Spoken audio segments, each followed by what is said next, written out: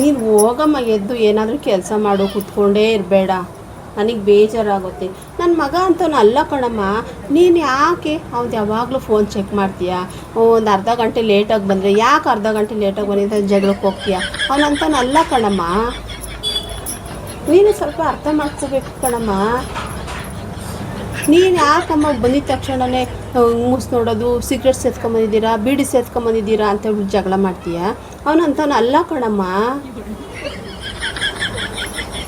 ಏನೋ ಕೋಪದಲ್ಲಿ ಒಂದು ಮಾತು ಹೊಂದಿದ್ದಾನೆ, ಅದಕ್ಕೆ ನಿನಗೆ ಮುನ್ಸ್ಕೊಂಡು ಮಲ್ಕೊಳ್ಳೋದ? ಅವನಿಗೆ ಕೋಪ ಜಾಸ್ತಿ ಕಣಮ್ಮ. ಮೂಗಿನ ತುದಿ ಮೇಲೆ ಇರುತ್ತೆ ಕೋಪ, ಯಾವಾಗಲೂ ಅಷ್ಟೇ. ಅವನಂತನ ಅಲ್ಲ ಕಣಮ್ಮ. ಅವ್ನ ಫೋನ್ ಯಾಕಮ್ಮ ನೀನು ಚೆಕ್ ಮಾಡೋಕ್ಕೆ ಹೋಗ್ತೀಯಾ? ಅವ್ನ ಮೆಸೇಜಲ್ಲೇ ಯಾಕಮ್ಮ ನೋಡೋಕ್ಕೆ ಹೋಗ್ತೀಯಾ? ನೀನು ಯಾಕಮ್ಮ ಅನುಮಾನ ಪಡೋಕ್ಕೆ ಹೋಗ್ತೀಯಾ? ಅವನಂತವನು ಅಲ್ಲ ಕಣಮ್ಮ. ಏನೋ ಒಂದು ಮಾತು ಹೊಂದಿದ್ದವನಪ್ಪ.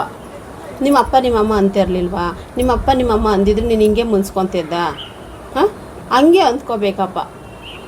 ನೀವು ಇಷ್ಟಿಷ್ಟಕ್ಕೆಲ್ಲ ಹಿಂಗೆ ಮುನ್ಸ್ಕೊಂಡು ಕೂತ್ಕೊತೀರ. ನಮ್ಮ ಕಾಲದಲ್ಲಿ ಹಂಗಿಲ್ಲ ಕಣ್ರಿ. ನಮ್ಮ ಅತ್ತೆ, ನಮ್ಮ ಮಾವ, ನಮ್ಮ ನಾದಿನಿ, ನಮ್ಮ ಮೈದಿರು ಎಲ್ಲ ಬೈಯೋರು. ಬೈಯೋರು, ಹೊಡಿಯೋರು, ಗೊತ್ತಾ? ಅಂಥ ಕಷ್ಟ ಏನಾರು ನಿಮ್ಗೆ ಐತೇನಮ್ಮ? ಏನೂ ಆ ಥರ ಕಷ್ಟ ಇಲ್ಲ ತಾನೆ?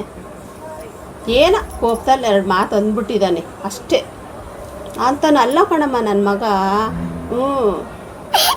ನೀನು ಅವನ ಮೇಲೆ ಅನುಮಾನ ಪಡೋಕ್ಕೆ ಹೋಗಬೇಡ. ನಿನ್ನ ಕೇಳಿದಾನೆ ಅವನು, ನಿನ್ನ ಮೇಲೆ ಅನುಮಾನ ಪಟ್ಟಿದ್ರಿಂದ ತಪ್ಪೇನೈತೆ? ಅವರು ತುಂಬ ಕೇರ್ ತಗೊತಾರೆ ಅಂತ ಅಂದ್ಕೋಬೇಕು ನೀವು. ನನ್ನ ಮಗ ಮಾತ್ರ ಅಂತನಲ್ಲ ಕಣಮ್ಮ. ಹೋಗಿ ಎದ್ದು ಹೋಗಿ ಅದೇನು ಕೆಲಸ ಮಾಡು. ಹೋಗು, ಸಿಂಕಲ್ಲಿ ಪಾತ್ರೆ ಇದೆ, ಪಾತ್ರೆ ತೊಳೆದ್ಬಿಟ್ಟು ಒಂದು ಸ್ವಲ್ಪ ಸ್ಟ್ರಾಂಗಾಗಿ ಕಾಫಿ ಮಾಡ್ಕೊಂಡು ಬಾ. ನಿನಗೊಂದು ಲೋಟ, ನನಗೊಂದು ಲೋಟನ. ನನ್ನ ಮಗ ಅಂತನ ಅಲ್ಲ ಕಣಮ್ಮ. ಹೋಗಮ್ಮ, ಮುನ್ಸ್ಕೊಂಡು ಹಿಂಗೆ ಮಲ್ಕೊತಾ ಇದ್ರೆ ಟೆನ್ಷನ್ ಜಾಸ್ತಿ ಆಗುತ್ತೆ. ಇನ್ನೂ ಒಂಥರ ಇದಾಗುತ್ತೆ ನಿನಗೆ. ಆರಾಮಾಗಿರಬೇಕು. ಬಿಡು, ಅವನು ಎಷ್ಟೊತ್ತಿಗಾರ ಬರಲಿ, ಏನಾದರೂ ಮಾಡ್ಕೊಂಬರಲಿ. ಅಂಥವ್ನು ಅಲ್ಲ ಕಣಮ್ಮ ಅವನು. ಏನೋ ಆಫೀಸಲ್ಲಿ ಕೆಲಸ ಜಾಸ್ತಿ ಇರುತ್ತೆ ಅಂತ ನೀನು ಅಂದ್ಕೋಬೇಕು. ಈ ಥರ ಎಲ್ಲ ಅನುಮಾನ ಪಡೋದು ತಪ್ಪು ಕಣಮ್ಮ. ಹೋಗಿದ್ದು ಸುಮ್ಮನೆ ಅನುಮಾನ ಪಟ್ಕೊಂಡು ಅವನ ಹತ್ರ ಜಗಳಕ್ಕೆ ಹೋಗ್ತೀಯಲ್ಲಮ್ಮ. ಸರಿ ಆಯ್ತು, ಇವಾಗ ಎದ್ದೋಳು. ಹಂಗೆ ಹೇಳ್ತೀನಿ, ಹೋಗು ಎದ್ದೋಳು. ಸಿಂಕಲ್ ಪಾತ್ರೆ ತೊಳೆದ್ಬಿಟ್ಟು ಸ್ಟ್ರಾಂಗಾಗಿ ಒಂದು ಲೋಟ ಕಾಫಿ ಮಾಡ್ಕೊಂಬಿಟ್ಟು ಬಾ, ಇಬ್ಬರು ಸೇರಿ ಕುಡಿಯೋಣ ಕುತ್ಕೊಂಡು. ಹೋಗು.